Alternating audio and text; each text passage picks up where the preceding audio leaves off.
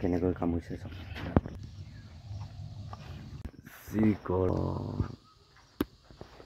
যি গৰম চাওক একদম গৰম ৰ'দ আৰু মই ভিডিঅ'টো আপোনালোকক এটা কথা জনাবলৈ ভিডিঅ'টো বনাইছোঁ গাহৰিটো কেনেকৈ দাঁতটো কামুৰিছে চাওকচোন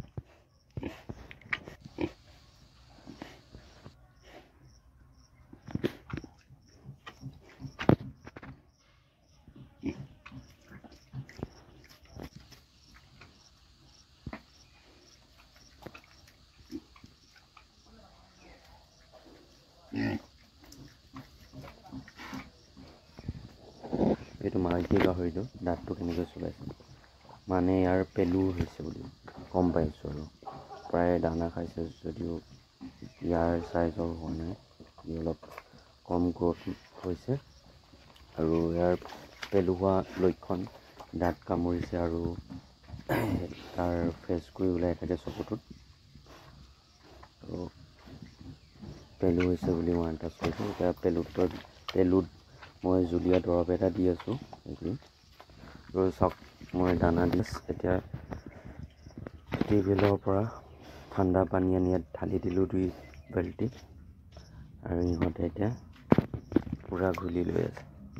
চাওক কেঁচা হয় এইবোৰ বনাই আছোঁ পকা কৰিবলৈ এনেকৈ পৰহি এইটো গোটাটো ঢালিলোঁ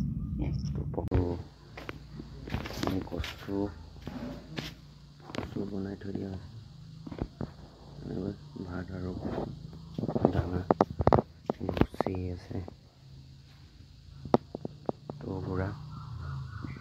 ভিটামিন আৰু থৈ দিছোঁ এইটো তাৰ পৰা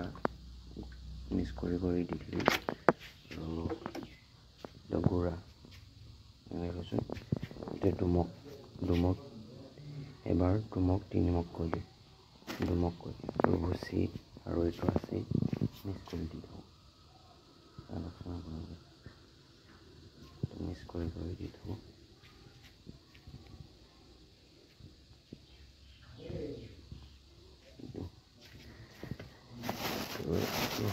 ব্ৰইলাৰ দানা এইটো ব্ৰইলাৰ না কুকুৰা আছে আৰু ভুচি এইটো সৰুটো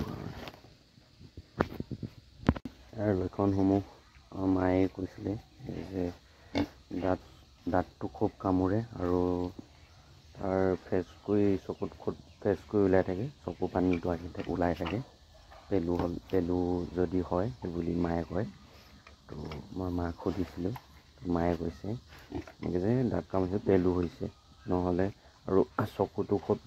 চকু ফেচকুৰিটো ওলাই থাকে তো মায়ে কোৱা আন্দাজতে মই পেলু হৈছে বুলি ভাবিছোঁ তো পেলু দৰৱ দিছোঁ বাৰু তাত তো ঠিক আছে ভিডিঅ'টো আজি ইয়াতে সমাপ্ত কৰোঁ গঁৰালটো এনেকৈ বনাইছোঁ এটা খুটা দুটা কোঠালি তাৰপিছত গঁৰালটো হৈ যোৱাৰ পিছত পানী মাৰিব পাৰিম আৰু অলপ চফাকৈ ৰাখিব বিচাৰিম তো এতিয়া এনেকৈ থৈছোঁ কেঁচাকৈ তো বেয়া নালাগে এনেকৈ তো আৰু দুটামান ইফালে মই বনাম